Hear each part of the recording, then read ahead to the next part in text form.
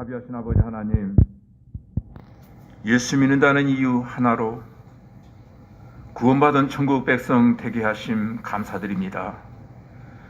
오늘 각기 다른 곳에서 예배하더라도 언제 어디서나 영적 민감함으로 하나님께 영광 돌리는 예배자들이 다 되게 하여 주옵소서. 계속되어지는 코로나19로 많이 지쳐 있습니다. 우리를 긍휼히 여겨 주시옵소서. 평안함을 허락하여 주시옵소서. 졸지도 아니하시고 주무시지도 아니하시는 돌보심이 성도들의 각 가정과 일터와 직장에 임하여 지기를 원합니다. 하나님 믿음의 경주를 끝까지 안주할 수 있도록 성령 하나님 우리의 영혼을 붙잡아 주옵소서. 애국, 객지, 군대 병상에 있는 성도들, 영상으로 예배하는 성도들 모두에게 은혜의 날 되게 하여 주실 줄로 믿습니다. 이제 말씀을 전합니다. 가슴 뜨거움과 치료와 회복의 시간이 되도록 성령께서 역사하여 주실 줄로 믿사옵고 예수님 이름으로 기도하옵나이다. 아멘.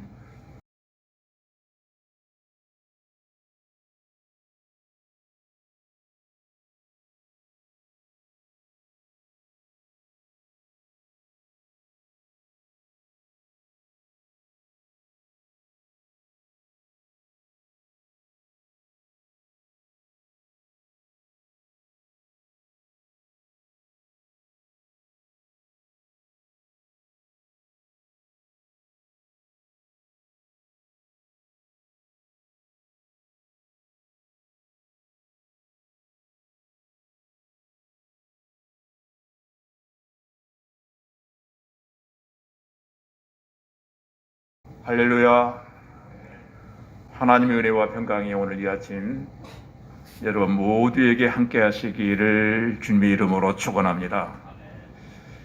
오늘 수학 얘기로 말씀을 시작하려고 합니다. 지난 한 주일 동안 제가 아주 재밌게 읽었던 책이 하나 있는데 그 책의 제목이 수학이 필요한 순간이라는 책을 읽었습니다. 저는 개인적으로 수학을 참 싫어하는 목사 가운데 하나입니다. 왜냐하면 저처럼 감성적 사고를 하는 사람들은 수학을 별로 좋아하지 않아요. 아마도 여러분 중에도 수학을 싫어하시는 분이 있다면 아마 감성적 사고를 많이 하시는 분들이 아닌가 하는 생각이 듭니다. 저뿐만 아니라 많은 학생들이 수학을 많이 싫어합니다. 그래서 학생들이 이런 말을 종종 합니다. 상담 시에. 왜 골치 아픈 수학을 공부시키는지 정말로 모르겠어요. 덧셈 뺄셈 나누기 모두 다 전자계산기 하나면 다 해결되는데 왜 이것을 가르치는지 모르겠다라고 반문합니다. 미분, 적분, 방정식 등등 이거 목사님 배워봐야 써먹을 때 하나도 없거든요. 어디에 써먹어요? 돈 세는 것만 알면 되잖아요. 돈 세는 것만 알면. 여러분, 그런데 왜 학자들은 수학이라고 하는 과목을 만들어 놓고 우리를 이렇게 피곤하게 하는지 모르겠다. 여러분, 근데 수학은 참으로 필요합니다. 철학을 만든 플라톤은 그의 아카데미에 돌 비문에 그렇게 써놓았다고 합니다. 기하학을 모르는 사람은 이 정문을 통과할 수 없다. 수학을 모르는 사람과는 깊이 있는 대화를 나누고 싶지 않다는 그런 말이었습니다. 그런데 제가 읽었던 책이 바로 그런 책이었어요. 영국의 옥스퍼드 대학이라고 하는 유명한 학교가 있습니다. 근데 거기 수학 교수 중에 김민형 교수라고 하는 분이 계시는데 그분은 강사도 아니고 정교수입니다. 아마도 한국인 가운데 최초로 영국 옥스퍼드 대학의 정교수가 되어진 분이라고 합니다. 그분이 책을 썼어요. 오래전에 수학이 필요한 순간이라는 책을 썼는데 그분은 그렇게 말합니다. 돈 세는 것만 알면 될 텐데 왜 우리가 수학을 배워야 되느냐 하는 이유를 그렇게 말합니다. 우리가 수학을 배우는 이유는 수학적 사고를 얻기 위해서 수학을 배우는 것이다. 수학적 사고를 하게 되면 우리가 사회생활하면서 어떤 문제에 봉착하든지 더 깊이 있게 보게 될 것이고 더 통찰력 있게 보게 되어진다는 것입니다. 더 깊이 있게 모든 것들을 사고하다 보면 우리의 삶이 더 풍성해진다는 그런 결론이었습니다. 이 책에 재미있는 질문이 하나 있었습니다. 그 질문이 저로 하여금 이 책을 보게 했는지도 몰라요. 머리가 굉장히 좋은 여자는 보통 자기보다 머리가 안 좋은 남자와 결혼을 한다. 그 질문이 저로 하여금 책방으로 달려가게 했습니다. 왜 그럴까요? 여러분 어떻게 생각하십니까? 이 문제를 이 수학학자는 학문론의 문제로 풀어내고 있더라는 겁니다. 궁금하시죠? 궁금하신 분은 저에게 콜하시기 바랍니다. 오늘 말씀의 제목이 성령의 역사와 고난의 함수관계. 수학책을 읽고 났더니 함수관계라고 하는 단어가 떠올랐습니다.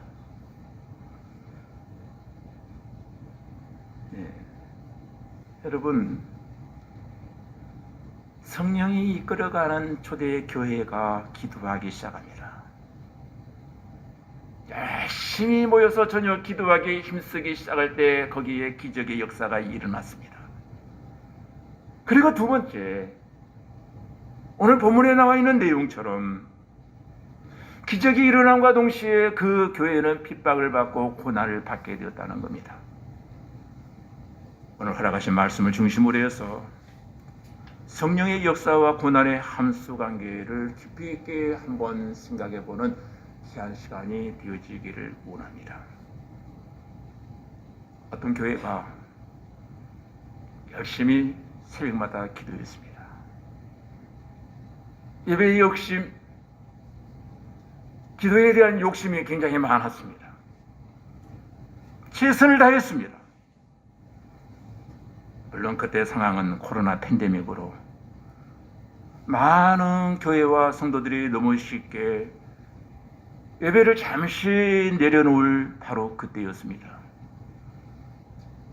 그럼에도 불구하고 새벽마다 기도의 줄만은 놓지 말자고, 어떤 일이 있어도 우리는 영적으로 승리하기를 원하는 그 마음을 간직하고, 담임 목사는 성도 개개인에게 목회 서신을 띄우며 기도를 독려했습니다. 왜냐고요? 비록 원치 아니하는 질병의 상황이, 위험의 상황이 우리에게 찾아왔지만 깨어있어서 이런 상황 속에서도 깨어있어 기도하고 예배를 포기하지 아니하는 교회가 하나 정도는 있어야 우리 하나님께서 정말로 기뻐하시지 않겠느냐라고 하는 생각이었습니다. 기도회를 계속 지내가는 가운데 코로나 팬데믹으로 인해 교회는 폐쇄되었고, 많은 사람들이 코로나로 격리되어야 하는 아픔을 겪고 눈물을 흘려야만 했습니다. 어려운 중에도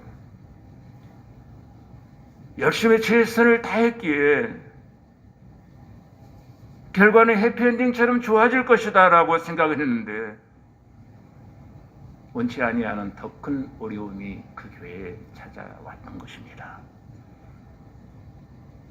이 이야기는 1년 전 우리 교회의 이야기입니다.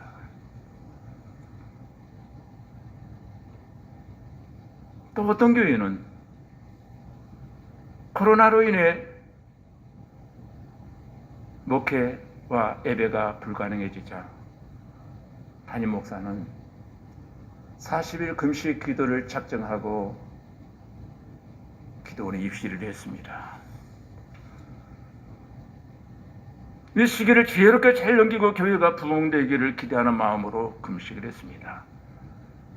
웬걸요, 금식을 마치고 교회에 돌아왔을 때 몇 명 안 되는 있는 교인들마저 다 교회를 떠나버리고 담임 목사 홀로 남게 되었다는 슬픈 이야기를 듣기도 했습니다. 우리는 열심히 하면 어떤 좋은 일들과 축복이 뒤따르리라고 생각을 합니다. 그런데 이러한 우리의 생각은 번번이 빗나가는 것을 체험합니다. 정말로 위험을 무릅쓰고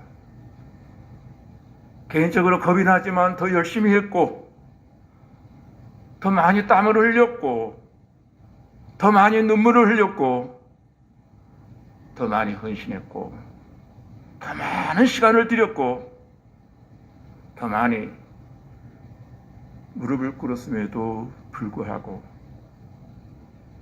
환경은 더 나빠지고 더 힘들어진 경우가 무척 많다라는 것입니다.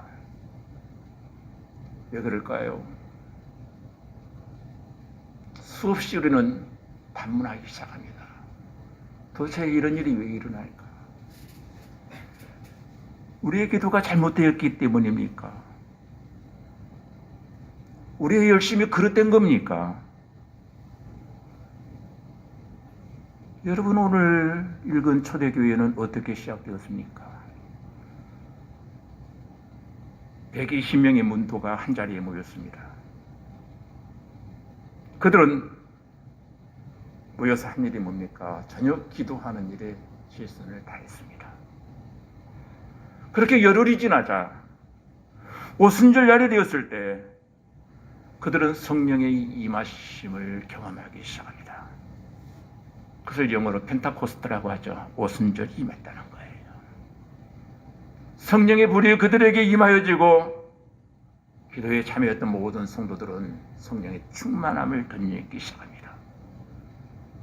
성령의 충만함을 덧입고 그들은 밖으로 뛰어나가 예수는 그리스도다고 담대히 외치기 시작합니다.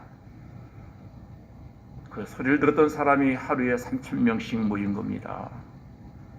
그 후에 초대교회는 사도들의 가르침과 교제 속에 떡을 떼며 기도하는 일에 최선을 다하며 하나님을 찬양했습니다. 그러면서 그들이 무엇보다도 힘쓴 것이 하나 있다면 저녁 기도하는 일에 힘을 썼다는 거예요. 그랬더니 그곳에 기사와 표적이 나타납니다. 40년 동안 한 번도 걸어보지 못했던 안진병이가 일어나는 기적이 있었습니다. 기독교 최초의 교회인 예루살렘 초대교회는 이처럼 출발이 아주 좋았습니다. 날마다 믿는 자가 더해가면서 계속 승승장구할 것만 같았습니다. 그런데 어느 날 그만 성령이 이끌어가는 그 교회가 제동이 걸리고 만 것입니다. 유대 종교 지도자들과 세상 건설자들에 의해서 예수님의 부활을 전한다며 사도들을 감옥에 잡아 가둬버린 것입니다. 베드로와 요한은 초대교회 지도자들입니다. 이들이 복음을 전하지 못하고 감옥에 갇혔다라고 하는 것은 교회에 엄청난 위기가 지금 찾아온 것입니다. 그 타격은 말로 다 할 수 없는 것입니다. 또한 이후로도 어떠한 핍박이 계속될지 알 수 없는 상황이었습니다. 또한 이 사건이 핍박의 첫 시작에 불과할 뿐임을 느끼게 해줍니다. 이제 갓 출발한 초대교회, 이제 갓 태어난 어린아이와 같고 이제 막 땅을 뚫고 올라온 새싹 같은 그런 교회였습니다. 근데 하나님은 그 교회의 환난과 핍박을 막아주지 아니하고 있더라는 겁니다. 그렇게 전혀 기도에 힘쓰고 기적이 나타나는데도 불구하고 다가오는 그 핍박과 박해를 하나님이 막아주지 않았어요. 영어 격언에 보면은 No cross, no crown이라고 하는 말이 있습니다. 고난의 십자가가 없으면은 영광의 면류관도 없다는 말입니다. 값진 것은 값진 대가를 요구합니다. 값진 것을 얻으려고 하면 값진 대가를 지불해야만 한다는 것입니다. 이것이 하나님께서 세우신 만고불변의 진리입니다. 동서고금을 막론하고 절대 변치 아니하는 진리 중의 진리입니다. 아니, 세상의 모든 이치가 그러합니다. 대가를 지불하지 아니하고 값진 것을 얻으려는 것은 사탄의 달콤한 유혹에 불과하다는 것입니다. 영적인 삶에서 시련과 고난을 통과하지 않고는 우리의 영혼이 성장할 수 없다는 것입니다. 오히려 고난과 핍박을 통해서 우리의 영혼은 성장해 가는 것입니다. 그런데 그 고난이 예수님과 관련된 것이어야 합니다. 여러분, 정말 주님께 순종했기 때문에 당하는 고난이었습니다. 그런 고난은 우리를 아름답고 정결하게 하고 고난 속에서 저와 여러분을 영적으로 성숙시켜 주더라는 것입니다. 처음 출생한 초대교회는 장밋빛 꽃길만 걸으며 아주 쉽게 성장할 것만 같은 그런 교회였습니다. 그러나 아니더라는 겁니다. 고난과 역경과 핍박과 시련을 통과하면서 더 강하게, 더 뜨겁게 교회는 발돋움하기 시작합니다. 성령이 강하게 역사하는 곳에도 사탄의 강렬한 저항이 있더라는 것입니다. 1절 말씀해 보니까 사도들이 백성에게 말할 때에 제사장들과 성전 맡은 자와 사두개인들이 핍박을 합니다. 사도들이 핍박을 받는 이유가 무엇입니까? 이유는 하나, 예수 그리스도의 부활을 증거하고 있다는 것입니다. 2절 말씀에 이렇게 말합니다. 백성을 가르침과 예수를 들어 죽은 자 가운데서 부활하는 도전함을 싫어하여 라고 말합니다. 사도들은 예수께서 죽었다가 살아났다고 하는 부활을 전하는 걸 싫어했기 때문에 그들이 핍박을 받았다는 겁니다. 그러나 사도들은 예수는 부활하셨다고 하는 사실을 전하지 아니할 수 없었던 것입니다. 그럼 왜 그들은 그렇게 해도 부활을 전하는 것을 싫어했을까요? 예수님께서 죽은 자 가운데서 살아나셨다라고 하는 것은 그 자체가 유대 지도자들과 종교 지도자들에게는 큰 협박 자체가 되어지고 있었다는 겁니다. 본인들이 예수 그리스도를 죽이는데 앞장섰는데, 그런데 그 죽었다고 하는 예수가 살아났으니 그들은 바로 실패자가 되어지고 예수는 성공자가 되었다라고 하는 의미가 되어지고 있는 것입니다. 그리고 가장 두려운 것은 예수님을 십자가에 못 박은 것이 잘못이었음을 인정하게 되어진다고 하는 두려움 때문에 그들은 부활의 사건을 증거하는 사도들을 핍박하기 시작하는 겁니다. 이런 상황에서 예수 그리스도를 메시아로 받아들인다라고 하는 것은 실패를 인정하는 셈이 되어지고, 어떻게 보면 자신의 설 자리가 없는 그런 상태가 되어지고 마는 것입니다. 다시 말하면 지금까지 누려왔던 기득권을 포기하는 상황이 되어지고 만다는 겁니다. 그러니 어떤 수단과 방법을 가리지 않고서라도 부활 설교를 막아야만 했습니다. 그 사도들의 입을 막아야만 했습니다. 그래서 그들이 그 부활의 소식을 막기 위해서 어떤 흉계를 꾸밉니까? 그 내용이 3절에 나와 있죠. 저희를 잡음에 날이 이미 저문고로 이튿날까지 가두었으니, 이것 때문에 그들에게 핍박이 온 거예요. 하나님의 말씀을 담대히 이 복음을 증거했기 때문에 핍박이 온 겁니다. 그들은 흉계를 꾸미고 감옥에 가두어버렸습니다. 성령이 이끌어가는 초대교회의 최초의 핍박이 찾아온 겁니다. 여러분, 사도들이 무슨 잘못을 했습니까? 그냥 그들은 예수의 말씀에 순종했을 뿐입니다. 예루살렘을 떠나지 말라 해서 떠나지 아니하고 기도했습니다. 증이 되라 했기에 그들은 예수의 증이 되어 외쳤습니다. 순종했던 결과 핍박이요 감옥이 기다리고 있는 것입니다. 바울 역시 하나님의 말씀에 순종하여 열심히 복음을 전했습니다. 그러나 그를 기다리고 있는 것은 환난과 핍박뿐이었습니다. 명령에 순종했더니 축복과 환난과 핍박이 기다린다면 누가 여러분 순종하겠습니까? 누가 열심히 기도하고 누가 성령 충만을 받고 하나님께 열심히 충성하겠습니까?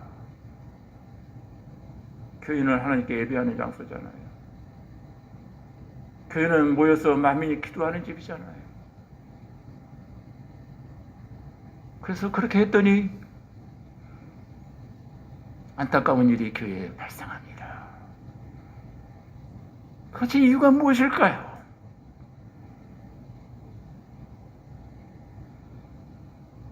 본문 이후에도 사도들은 계속해서 핍박을 받습니다. 이것으로 끝나는 것이 아니라 순교를 당합니다. 죽을 고비를 수도 없이 넘겨야만 하는 고난의 연속이었습니다.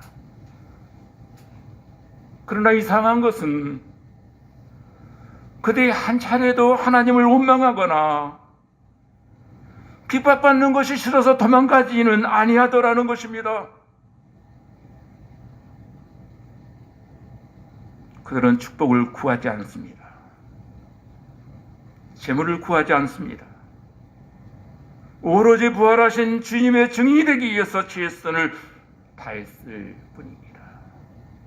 그뿐이 아닙니다. 부활하신 주님의 증인이 되는 길이라면 감옥이든 죽음이든 권세자 앞이든 이방인이든 가리지 아니하고 그 길을 가고자 했던 사람들이 바로 제자들입니다. 여러분,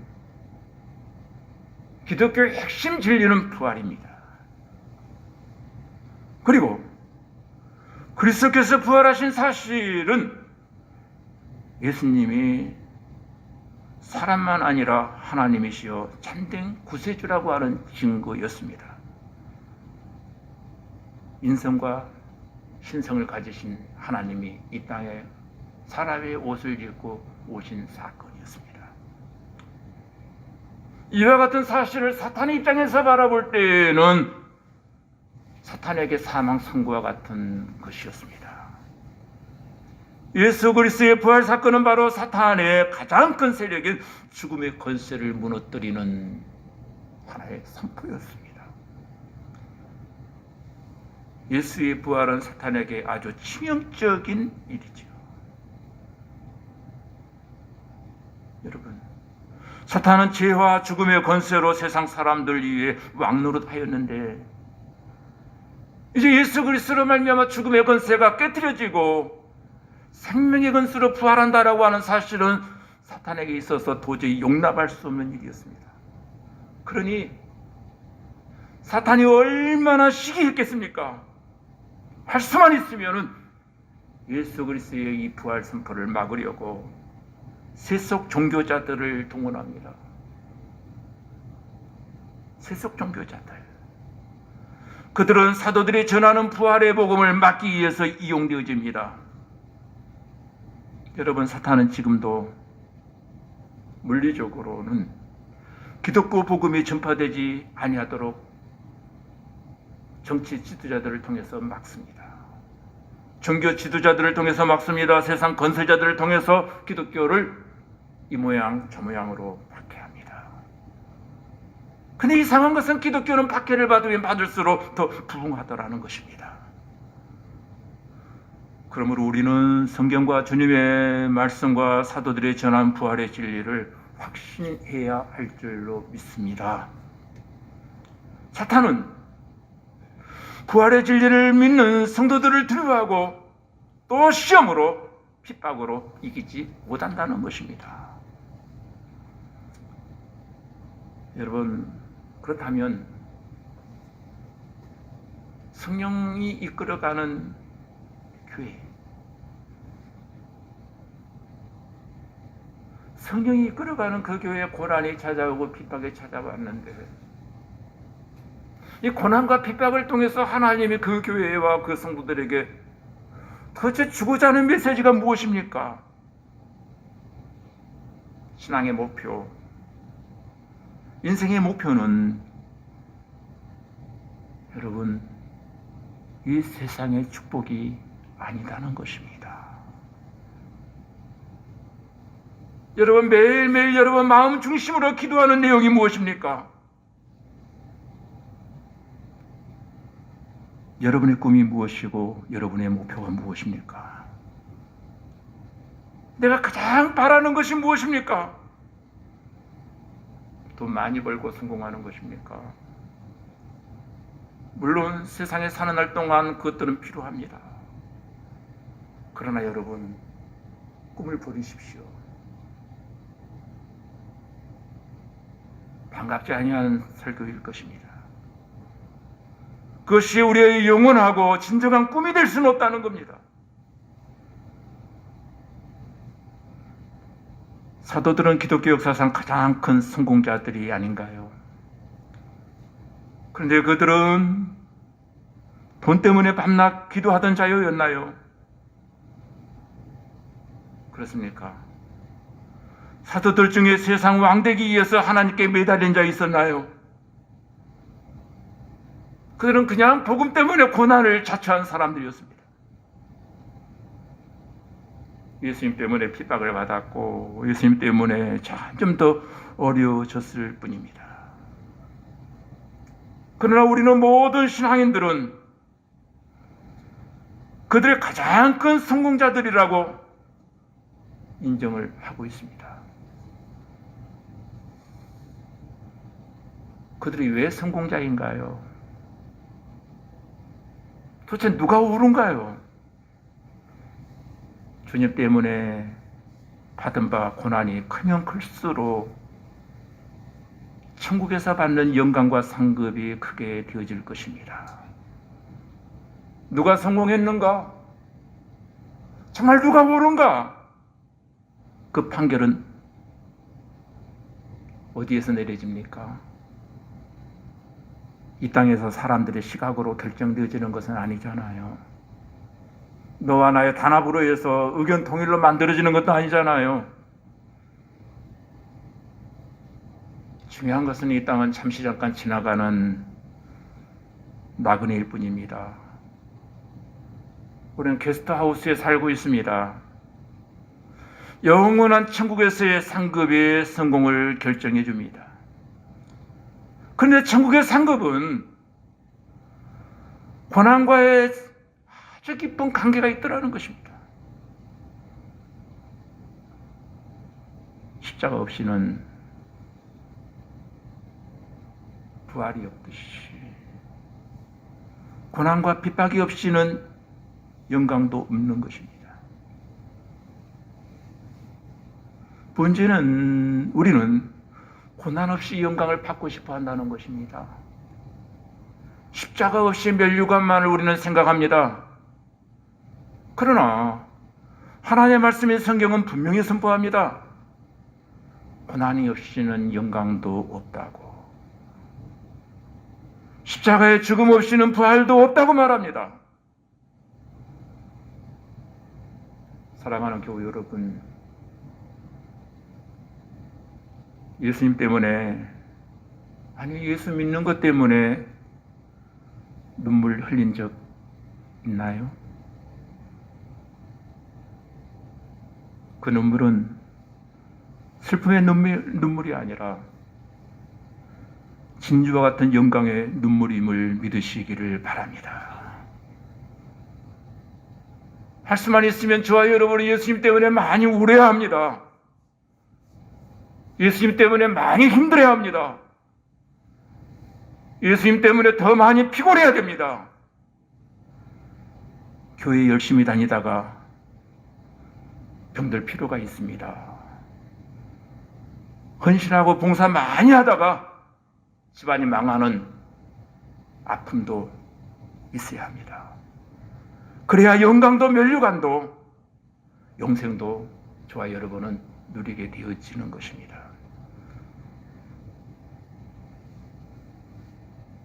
여러분, 명절을 앞두고 제가 하는 이 설교는 굉장히 여러분 모두에게 불편하게 들려지는 진실일지도 몰라요.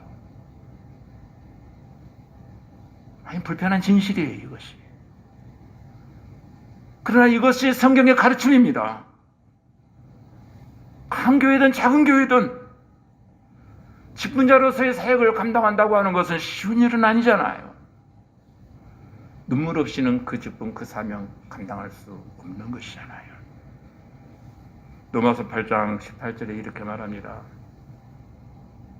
생각한데 현재의 고난은 장차 우리에게 나타날 영광과 좋게 비교할 수 없도다. 지금 우리가 당하는 고난은 훗날 우리가 받게 될 영광과 비교할 수 없습니다.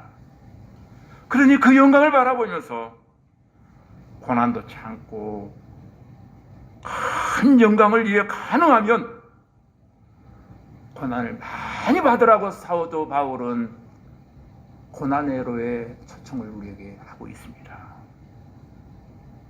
그러니 여러분, 고난 받는 것을 부끄러워하지 마십시오. 고난은 영광이요 상급이요 우리의 면류관이 되어질 것입니다. 고난 받는 것을 우리는 자랑해야 될 것입니다. 이 사실을 일찍부터 알았던 바울의 자랑이 무엇입니까? 그의 자랑 전체를 살펴보면 주님 때문에 받는 고난이 다 자랑거리였습니다. 죽을 고비, 채찍에 맞음, 배고픔, 옥에 갇힘, 동족들로부터의 배신당함, 이것이 그에게는 면류관이었습니다. 여러분의 자랑은 무엇입니까? 기도 많이 하는 것입니까? 교회가 부흥되는 것입니까? 축복을 많이 받는 것입니까? 이게 복음의 본질은 아닙니다. 이것이 신앙의 본질도 아닙니다. 훗날 저와 여러분이 주님 앞에 섰을 때 저와 여러분이 주님 때문에, 예수님 때문에 정말로 고난을 많이 받았다고 고백할 수 있기를 주님의 이름으로 기도드립니다. 성령의 이끌림 속에 갓 태어난 초대 예루살렘 교회, 새싹과도 같습니다. 그런데 교회가 탄생하자마자 권력자들에 의해서 짓밟힘을 당하고 있습니다. 교회 지도자, 사도들은 감옥에 잡혔습니다. 이런 경우에요, 저와 여러분이 기도하는 가운데 뜻을 합하여 교회를 개척했습니다. 개척하여 기쁨으로 교회를 열심히 세워가고 있는데 어느 날 몇몇 중심이 감옥에 갇혀버리고 망합니다. 그럼 교회는 어떻게 될까요? 사람의 생각으로는 끝난 것처럼 느껴질지 모르겠습니다. 절대로 그렇지 않습니다. 4절 말씀해 보니까 말씀을 들은 사람 중에 믿는 자가 많으니 남자의 수가 약 5천이나 되었더라. 때가 언제인 줄 아세요? 교회 지도자인 베드로와 요한이 체포되어 투옥된 상황인데도 불구하고 초대교회의 이 복음은 계속 전진하고 있더라는 것입니다. 3,000명, 5,000명, 2,000명씩 모이기 시작합니다. 수적으로 증가되어 가는 놀라운 역사가 일어납니다.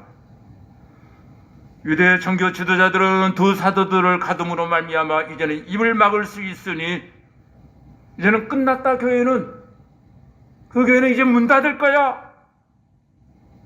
근데 놀라운 일이 일어났습니다. 교회의 핍박이 다가오면 다가올수록 그 교회는 더욱더 든든히 세워져 가는 것이었습니다. 교회는 환난과 핍박을 통해서 더 튼튼해집니다. 이런 과정을 많이 겪은 교회일수록 튼튼한 교회가 되어집니다. 든든한 교회가 되어지는 것입니다. 복음의 진리 위에 선 교회에는 어떤 역경 가운데서도 부응할 수 있는 생명력을 쥐었다라고 하는 사실을 보여주고 있습니다. 왜냐하면 교회는 주님의 몸된 지체거든요. 주님의 영원한 생명을 지녔기 때문에 그 몸된 지체인 교회는 영원히 생명력이 지속되어져 갈 것입니다. 그러므로 이 세상에서 어떤 일을 당해도 교회는 패망 대신 부응하고 승리하게 되어질 줄로 믿습니다. 여러분, 초대교회의 지도자인 베드로와 요한이 감옥에 갇혔습니다. 근데 놀라운 것은 그럼에도 불구하고 교회는 세워져 가고 있더라는 겁니다. 왜냐고요? 성령께서 이끌어가는 교회거든요. 중요한 것은 교회의 주인이 베드로가 아니었다는 겁니다. 교회의 주인은 목사도 아니고 교회의 주인은 어느 장로나 어느 집사도 아니더라는 거예요. 교회의 주인은 오직 예수 그리스도인 줄로 믿습니다. 사람이 아니에요. 저와 여러분은 그냥 도구일 뿐이에요. 베드로와 요한도 도구일 뿐입니다. 천지 사방에 하나님의 도구는 널려 있습니다. 하나님께서 마음만 먹으면은 돌멩이라도 아브라함의 후손을 만들 수 있는 능력을 가지고 계신 분이십니다. 그래서 교회는 절대로 넘어지지 않습니다. 베드로와 같은 일꾼도 중요합니다만은 베드로를 의지해서는 안 됩니다. 사람을 받아보고 믿어서는 안 된다는 거예요. 교회는 분명히 주님께서 세우신 교회입니다. 주님이 세우신 교회는 절대로 무너지지 않습니다. 여러분, 우리 교회에 예수님이 계시고 예수님이 왕의 역할, 주인의 역할을 하고 계시는 그런 교회가 되어지기를 원합니다. 사탄의 권세가 넘보지 못하는 권세 말입니다. 교회가 조금 흔들릴 때 동서남북에 흩어져 있던 사탄들이 천사의 모양을 하고 교회를 흔들려고 이 모양 저 모양 머리를 쑥쑥 내밀기 시작합니다. 이런 소리 저런 소리 하면서 교회를 먹어버리려고 합니다. 사탄의 계략들이에요. 여러분, 환경이 좋든 나쁘든 내게 찾아온 핍박을 여러분 두려워하지 마십시오. 환경도 탓하지 마십시오. 이 모든 것을 초월하여 저와 여러분이 기도와 말씀으로 무장되어진다면 하나님은 분명히 역사하여 주실 것입니다. 또한 오늘날 교회를 향한 세상의 시선들이 너무나 차갑습니다. 그러나 그렇다고 해서 교회의 부흥이 끝난 것은 아닙니다. 하나님은 이런 시기를 통해서 우리 교회가 메타교회로 발돋움하기를 원한다는 겁니다. 본질로 돌아가는 교회, 성령이 이끌어가는 교회 가운데 변화되어가는 교회, 양보다는 질을 추구하는 메타교회로의 성장을 하나님이 기대하신다는 사실입니다. 여러분, 우리 꿈꾸는 교회, 기도하는 일에, 말씀을 사모하는 일에 더욱더 최선을 다하신다면 여기에 놀라운 하나님의 뜻이 전개되어질 줄로 믿습니다. 오늘 여러분에게 찾아온 고난이 무엇입니까? 크고 작은 아픔이 있을지라도 여러분 실망하지 마십시오. 베드로와 요한의 고난 속에서도 승리할 수 있었던 비결은 그들의 능력이나 지혜에 있었던 것이 아닙니다. 그들은 예수 그리스도의 부활을 목격하고 성령의 이끌림 받아 최선을 다하여 전심전력 기도하기 시작합니다. 성령 충만과 고난은 함수관계에 있습니다. 우리가 고난당할 때 고난은 신앙적으로 잘 대처하면 우리의 신앙은 수직 상승하기 시작합니다. 그러나 고난을 불신앙적으로 대치하면 우리의 신앙은 추락해버리고 마는 겁니다. 그 변수가 무엇입니까? 부활신앙과 성령 충만입니다. 또한 성령께서 역사하시고 성령의 충만함이 일어나려고 할 때 사탄의 역사도 강력하더라는 겁니다. 포기하지 않고 도전이 온다는 겁니다. 이럴 때 여러분 마음을 단단히 먹으면서 말씀과 기도로 저와 여러분은 무장해야 할 줄로 믿습니다. 말씀을 맺습니다. 성령 충만으로 고난 속에서도 승리하는 저와 여러분들이 다 되어지기를 주님의 이름으로 기도드립니다. 기도하시겠습니다. 하나님 아버지, 성령이 이끌어가는 예루살렘 교회에 고난이 왔지만 오직 기도와 믿음으로 승리하여 복음의 진보가 드러난 것처럼 우리 꿈꾸는 교회 어렵지만 우리 모두가 말씀과 기도 위에 바로 서서 승리하는 그런 교회 되게 하여 주시옵소서. 또한 코로나가 있어 힘들고 어렵지만 코로나가 핑계거리가 되지 아니하도록 기도하며 섬기는 일에 앞장서는 저들 모두가 되게 하여 주시옵소서. 예수님 이름으로 기도하옵나이다. 아멘. 광고 말씀드리겠습니다. 오늘 주일은 신년 5번째 주일입니다. 연말 정산서가 필요하신 분들은 박광희 집사님께 신청해 주시기 바랍니다. 그리고 매일 유튜브를 통해서 새벽 말씀을 이렇게 올리고 있는데요.